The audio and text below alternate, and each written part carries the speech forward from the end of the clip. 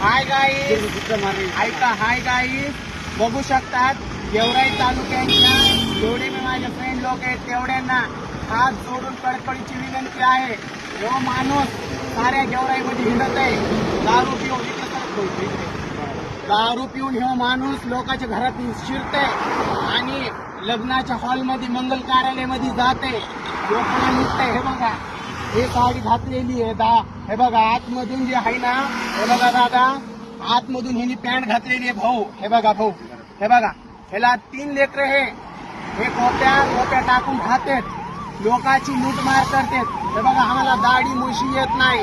हे बघा, हे गड्यासारखा माणूस हे लोकांना लुटतंय, नाव आमच्यावर येतंय.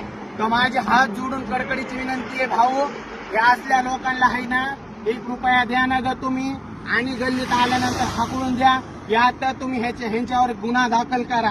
आमच्यासारखे जे लोक आहेत ते गेवराईची खुशी, मी तृतीयपंथी गेवराईची प्रॉपर माझं गाव आहे. आमच्या नावाखाली हे दारू पिऊन काही रिकामे धंदे करतात, चोऱ्या चपाट्या करतात, नाव आमच्यावर येते. तर साऱ्या लोकांना माझी कडकडीची विनंती आहे, चोऱ्या चपाट्या करतात ना तुम्ही, हे चोट्टे चाळे करतात.